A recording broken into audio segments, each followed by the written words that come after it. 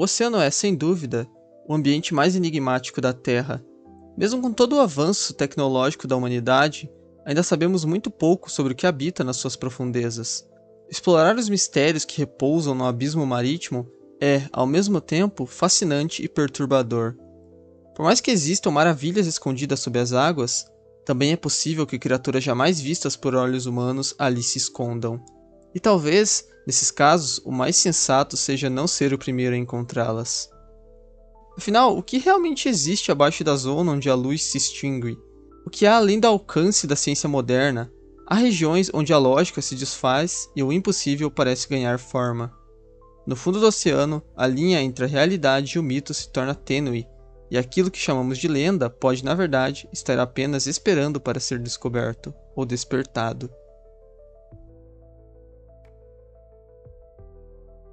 E finalmente chegamos ao abismo. Nesse vídeo te convido a embarcar comigo novamente nessa viagem para as maiores profundezas da superfície da Terra e ver o que está escondido nas últimas camadas do iceberg dos oceanos. Desde já, peço que, caso você não seja inscrito, que se inscreva no canal para ajudar o nosso crescimento. E também, se possível, que deixe um like para ajudar a fazer esse vídeo chegar a mais pessoas. Também possuo uma comunidade no Discord caso tenha interesse e o link estará na descrição. E sem mais enrolação, vamos ver o que está oculto no mais profundo abismo dos mares.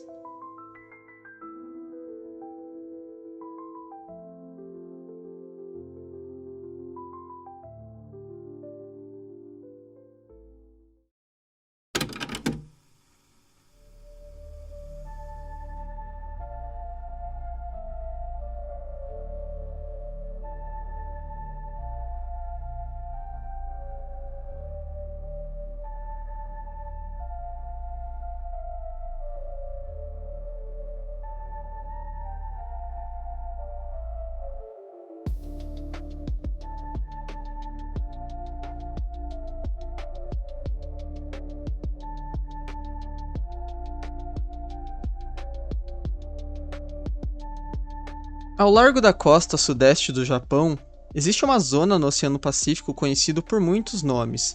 Mar no Umi, ou Mar do Diabo, também conhecido como Triângulo do Dragão, é geralmente ignorado por boa parte do mundo ocidental. Este trecho do mar é o equivalente oriental do Triângulo das Bermudas, mas com uma fama ainda mais inquietante entre os marinheiros que o conhecem. Durante séculos, pescadores e navegadores japoneses relataram desaparecimentos inexplicáveis nessa região. Embarcações inteiras que somem sem deixar destroços, e comunicações cortadas subitamente. Há quem diga que as águas ali parecem ser mais pesadas, que o ar carrega uma vibração diferente, como se o oceano estivesse observando. Entre 1952 e 1954, o governo japonês enviou uma expedição científica a bordo do navio Kaio Maru número 5 para investigar a crescente quantidade de desaparecimentos. O navio, junto com sua tripulação de 31 pessoas, também desapareceu sem deixar rastros. Após o incidente, qualquer tentativa de pesquisa oficial foi encerrada. Teorias tentam explicar o fenômeno.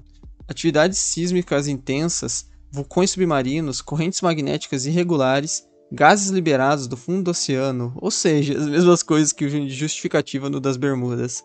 Mas nenhuma dessas respostas resolve a ausência total de vestígios em muitos dos desaparecimentos.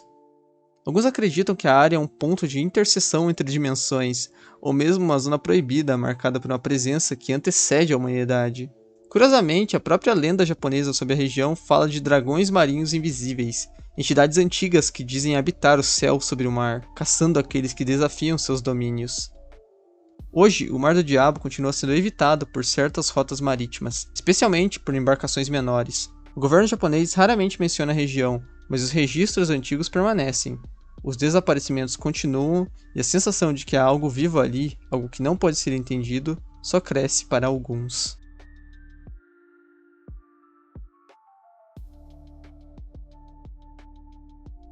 Em meio à tensão da Guerra Fria, o ano de 1968 foi marcado por uma sequência de eventos perturbadores.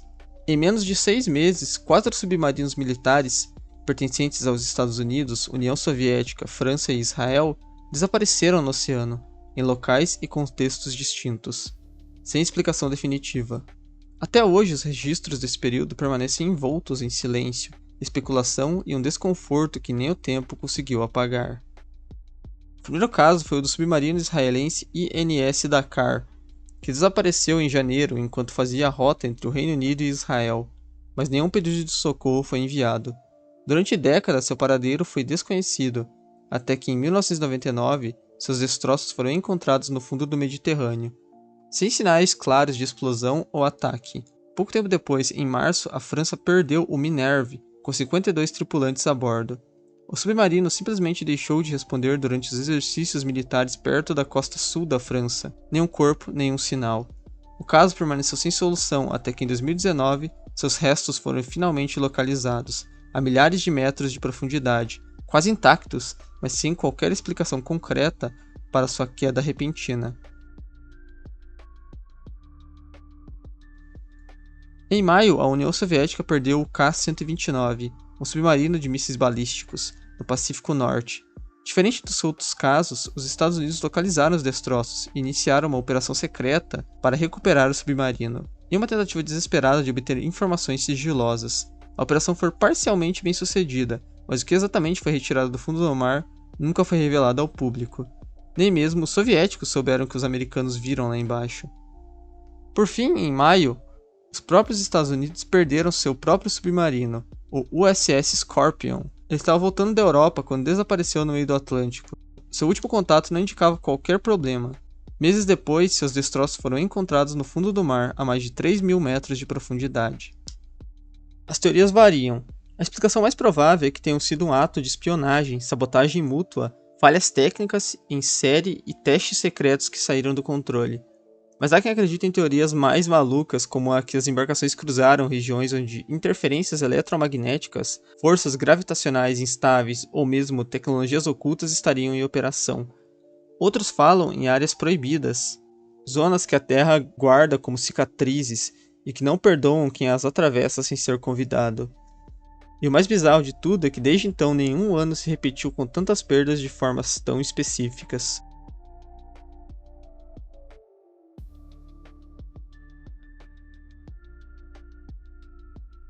O vagalhão é um tipo de onda gigante que aparece do nada em mares calmos.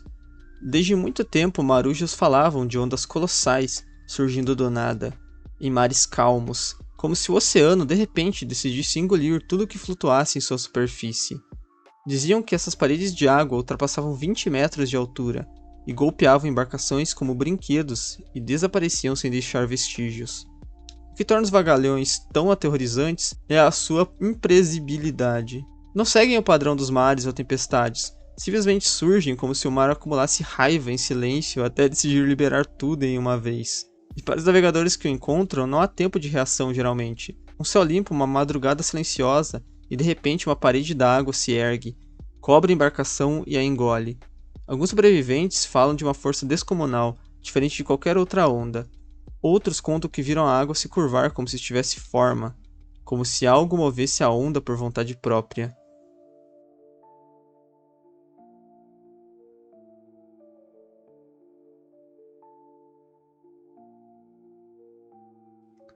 Próxima à costa da ilha Yanagumi, no extremo sul do Japão, existe uma formação colossal que desafia as explicações convencionais. Submersa a cerca de 25 metros abaixo da superfície, ela parece uma escadaria esculpida por mãos humanas ou extraterrestres.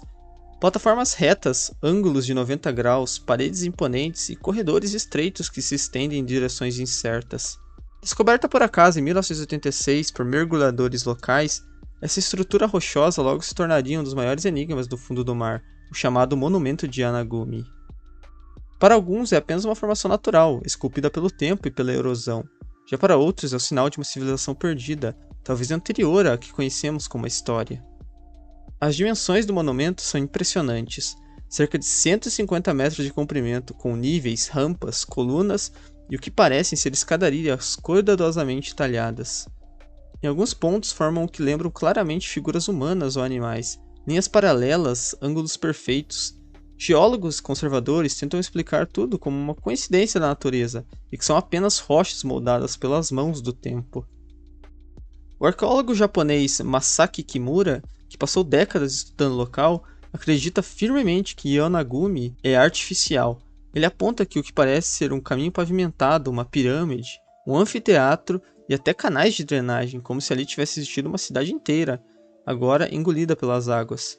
Se essa teoria estivesse correta, a construção teria ter sido feita há cerca de 10 mil anos, durante o final da última era do gelo, quando os níveis do mar eram significativamente mais baixos.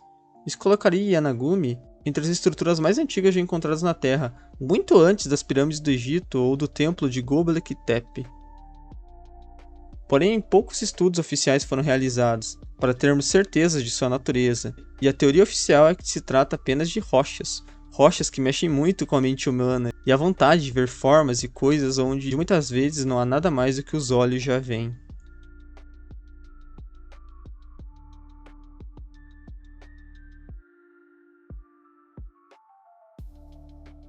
Durante séculos, Heraklion foi considerado uma lenda.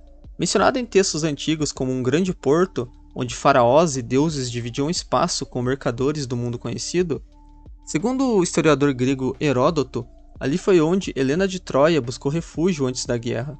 Era descrita como um lugar sagrado e poderoso. E então, no ano 2000, uma grande descoberta arqueológica aconteceu. A cerca de 6,5 km da costa do Egito, mergulhadores encontraram o que ninguém esperava: as ruínas submersas de Heraklion, preservadas no fundo do mar com um corpo intacto dentro de um sarcófago.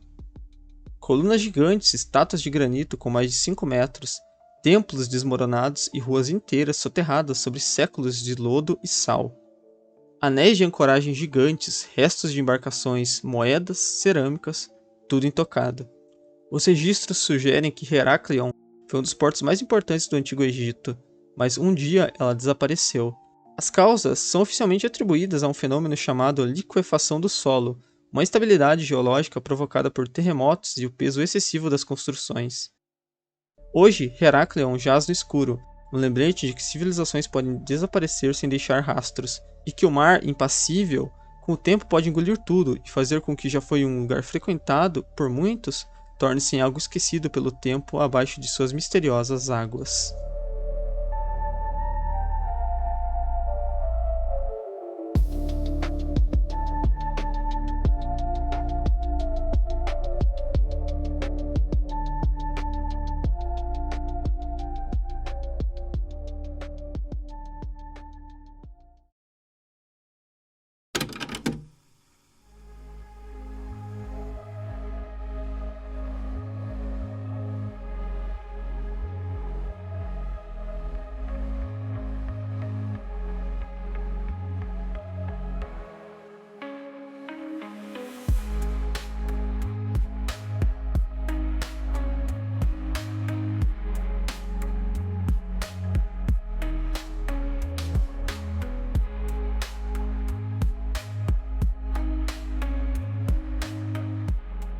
Desde o século XIX, carcaças estranhas têm aparecido nas praias ao redor do mundo. Massas informes, sem olhos, sem ossos visíveis, cobertas por pelos fibrosos cheirando a podridão antiga. Criaturas sem identidade e sem explicação. Esses são chamados de globsters, restos de algo que não sabemos o que é. O termo surgiu em 1962, quando uma enorme massa gelatinosa foi encontrada na costa da Tasmânia. Tinha mais de 6 metros de comprimento, pele grossa e um cheiro que afastava até os animais necrófagos. Cientistas não conseguiram identificar a criatura. Não era baleia, não era tubarão, não era nada conhecido, apenas carne retorcida e sem forma. Desde então, outros globsters foram encontrados, em Cuba, na Rússia e no Chile, nas Filipinas e nos Estados Unidos. Cada um diferente do outro, mas todos têm algo em comum. Não se encaixam em nenhuma criatura catalogada pela biologia tradicional. As explicações céticas falam de tecidos em decomposição, pedaços de baleias apodrecidos distorcidos pela ação da água e do tempo. Mas mesmo os exames laboratoriais nem sempre chegam a um veredito. Muitos desses corpos contêm fibras, estruturas ou padrões que não deveriam estar ali. Algumas amostras têm colágenos incomuns, outras nenhuma correspondência genética clara. Teorias vão desde mutações extremas provocadas pela radiação submarina até organismos abissais que nunca deveriam ter vindo à superfície. Há quem acredite que os globsters são apenas parte de algo que sobra muito maior, algo que vive onde a luz não alcança e que de vez em quando morre ou é expulso. Não sei vocês, mas tudo isso me lembra muito aquele boss, o Cos do Bloodborne, que também é tipo uma massa de carne que aparece no oceano e que muita gente diz ser o boss mais difícil do jogo. Eu não achei, sendo sincero, acho que tem outros mais difíceis que ele, mas depende da build de cada um, né?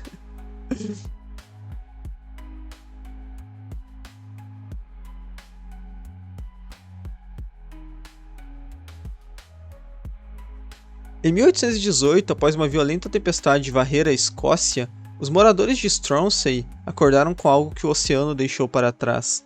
Era enorme, seu corpo media 16 metros com uma cabeça estranha e alongada, uma crina semelhante de um cavalo e 3 pares de nadadeiras que pareciam braços atrofiados.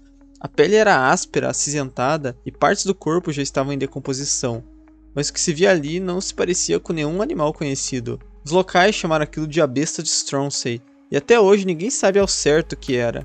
Na época, a carcaça foi examinada por estudiosos, incluindo membros da Sociedade de História Natural de Edimburgo. A estrutura era bizarra, não tinha traços visíveis de espinha dorsal. A carne parecia emborrachada e a mandíbula tinha uma forma inconsistente com qualquer criatura marinha comum.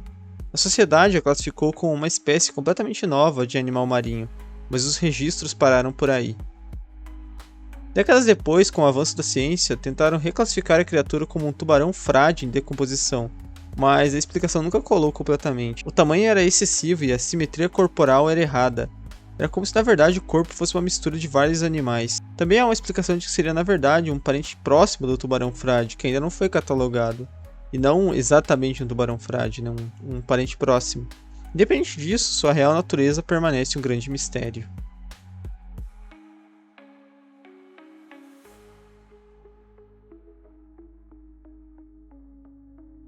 Nas águas geladas do Oceano Antártico, onde os ventos uivam como se soprassem de outro mundo, marinheiros de embarcações, adivinha, também japonesas, começaram a relatar algo. Uma forma gigante, branca e humanoide, mas não humana. Um ser que aparecia nas águas congeladas apenas por segundos observando, e então mergulhava novamente nas profundezas sem deixar rastros. Eles o chamaram de Ningen. Com relatos que falam de criaturas com mais de 20 metros de comprimento, e sem olhos visíveis, o Ningen seria uma entidade biológica desconhecida, um espectro gelado deslizando entre icebergs. Às vezes com membros semelhantes a braços, outras com uma cauda como a de um cetáceo, e sempre com essa característica coloração branca, os primeiros registros começaram entre tripulações de embarcações pesqueiras na década de 1990. Algumas versões dizem que o governo japonês tem registros secretos da criatura, que satélites já detectaram sua forma e que imagens foram removidas de bancos públicos de dados climáticos. Mas é claro que temos uma explicação cética, que na verdade seria avistamentos errôneos de icebergs ou criaturas deformadas. Também poderia ser pura histeria coletiva causada pelo isolamento extremo. Alguns acreditam que seja uma criatura, algo que habita os mares desde tempos remotos, outros que é uma criação, um experimento ou algo assim. Ninguém sabe exatamente o que é além das explicações que podemos dar. E talvez na vastidão silenciosa do sul gelado, o Ningen não seja uma lenda, mas apenas o primeiro de muitos. Tô tentando ser dramático nisso, mas não dá, eu não tanco esse nome de jeito nenhum, gente. Ningen é complicado. Pô, que nome é esse? Ningen?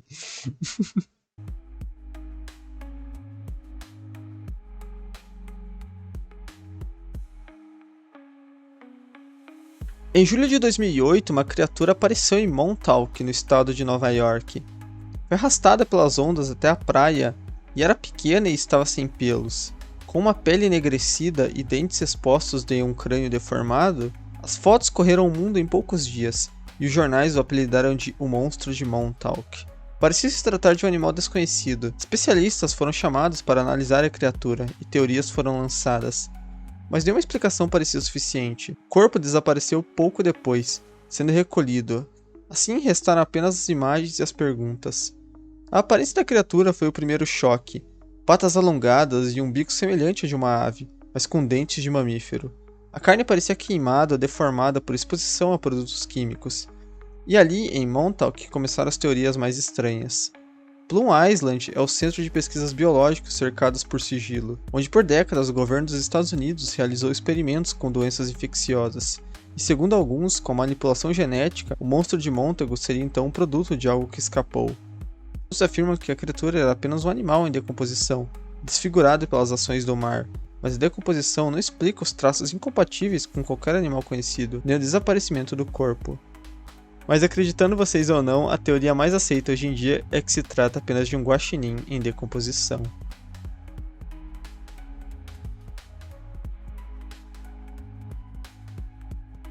Em 1958, uma expedição científica na Antártica teria supostamente feito uma descoberta bizarra.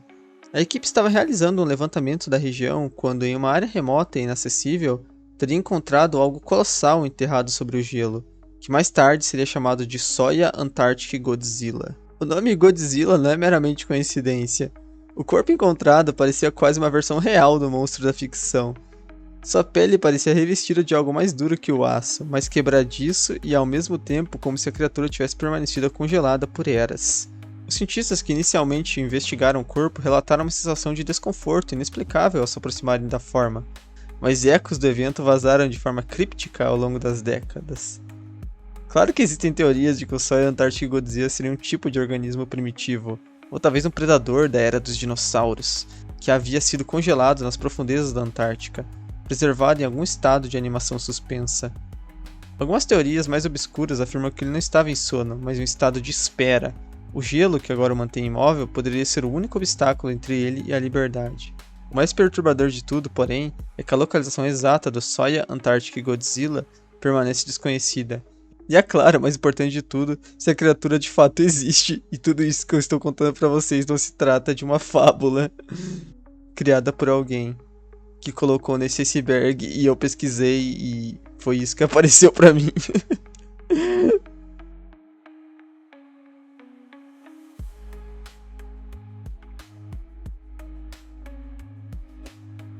A lula contorcida é uma criatura em formato muito estranho que por muito tempo mexeu com a mente de pessoas sobre os formatos esquisitos que a vida pode ter debaixo das águas profundas, fazendo esse ser de fato parecer alienígena. O que chamou a atenção nesse animal não foi apenas sua aparência incomum, mas o comportamento anômalo e grotesco que ele demonstrava. Durante os estudos, equipes de pesquisa capturaram imagens de uma lula cujos tentáculos estavam emaranhados de maneira que se pareciam impossíveis de existir na natureza. Não apenas retorcidos, mas contorcidos de maneira tão violenta que seus próprios membros pareciam se transformar em um emaranhado de carne, como se a lula estivesse sendo distorcida por uma força externa.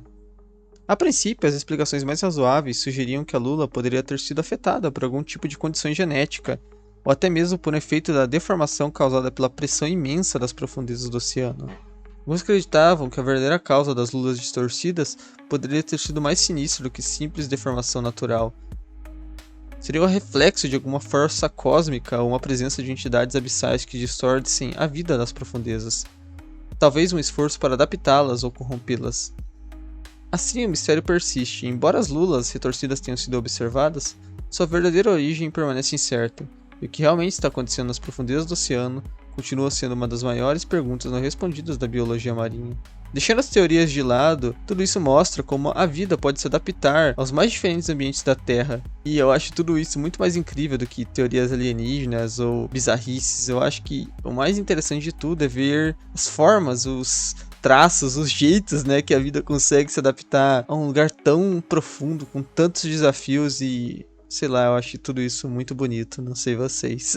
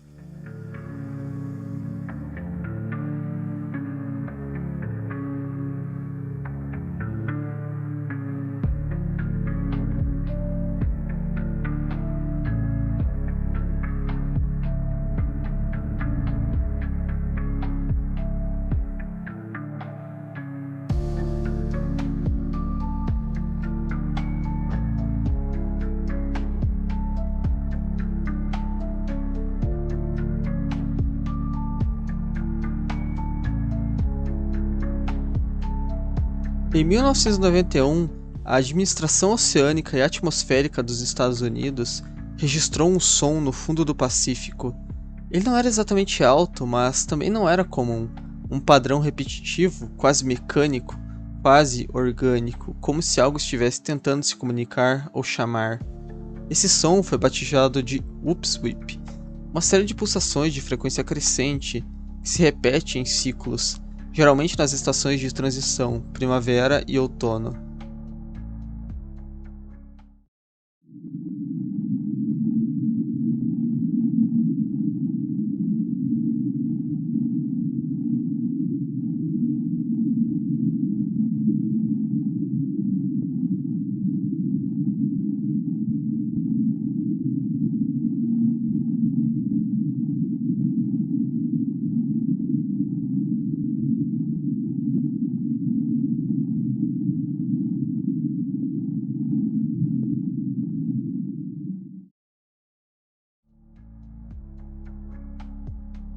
Sua origem é localizada em um ponto remoto no Pacífico, entre a Nova Zelândia e a América do Sul, uma região vasta e vazia, onde a luz não toca o fundo do mar e onde o ser humano raramente chega. O som pode ter sido resultado de atividade vulcânica submarina, mas há um problema: nenhum vulcão visível foi associado diretamente à emissão do som, e ele continua há mais de 3 décadas. O upsweep nunca cessou. Alguns pesquisadores acreditam que pode ser algo mecânico. A periodicidade e a ressonância sugerem algo mais deliberado, como se uma entidade ou uma estrutura estivesse viva ou funcionando sobre o mar.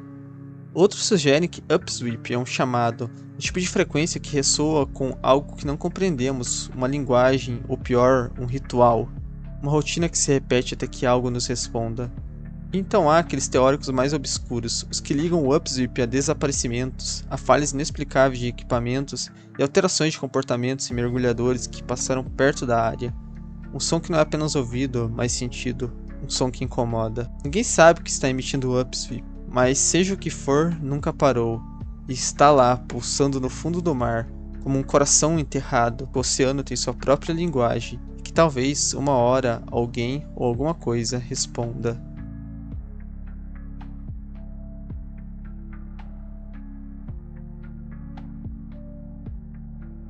Já em 1997, cientistas da Marinha dos Estados Unidos detectaram outro som incomum, profundo e estranho, vindo também das profundezas do Oceano Pacífico.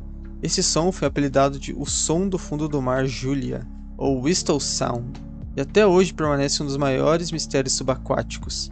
O som começou com um assovio grave e metálico, repetindo-se em intervalos regulares por cerca de 7 minutos. Com o tempo, o som aumentava de intensidade, criando uma sensação de aproximação, como se algo estivesse se movendo nas profundezas.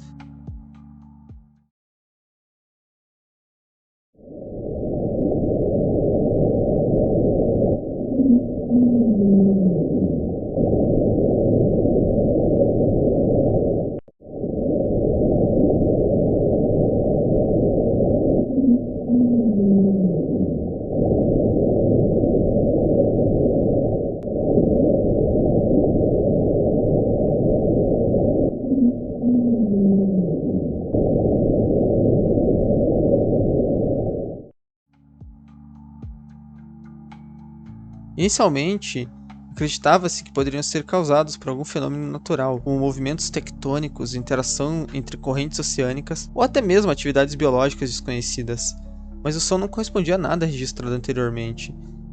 Com o tempo, as especulações tomaram conta. Começaram a surgir teorias de que o som poderia ser causado por uma inteligência não humana nas profundezas, uma forma de vida abissal ou algo mais perturbador.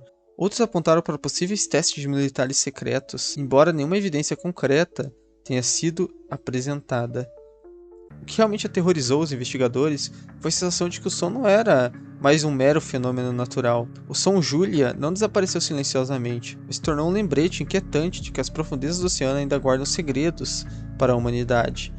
Algo que foi ouvido, algo que foi captado por nossos equipamentos, mas que permanece, como sempre, fora do nosso alcance, esperando nas escuras, aguardando o momento certo para emergir novamente. E embora os cientistas tentem racionalizar ou explicar o ocorrido, a verdade é que ninguém pode afirmar com certeza o que realmente causou o som Julia. Fica a pergunta: o que se esconde nas profundezas? O que está lá embaixo e que nós não podemos ver.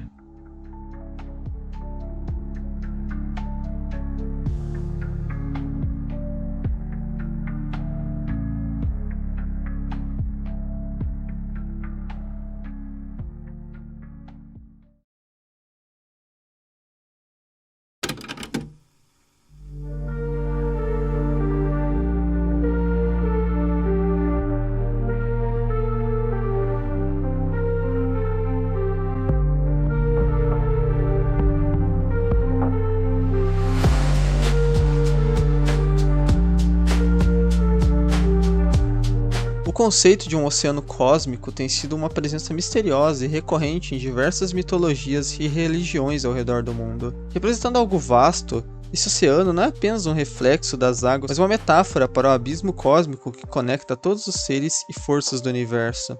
Uma realidade além da percepção da humanidade, onde o inconsciente e o divino se misturam. Em algumas tradições, o oceano cósmico é considerado a origem de tudo, uma entidade primordial que existia antes do nascimento do cosmos e de todas as formas de vida. Este oceano transcende a água em si, e é uma substância primordial, uma energia cósmica que flui através do universo, preenchendo-a com a vida, caos e criação. Ao longo da história, diferentes culturas buscaram compreender e representar esse oceano de maneiras diversas, mas sempre com uma sensação de que ele está além da nossa capacidade de entender, inacessível, mas essencial.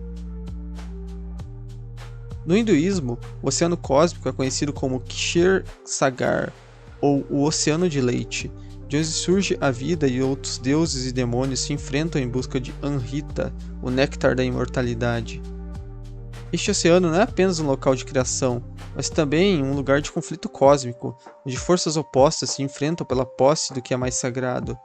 Ele simboliza a eterna batalha entre o caos e a ordem, a vida e a morte, a criação e a destruição. Vishnu aqui é retratado muitas vezes repousando nesse oceano, sugerindo que até mesmo o divino se originou e permanece conectado ao abismo primordial. No mito de Ymir da mitologia nórdica, o oceano cósmico é descrito como um lugar de origem de forças criadoras.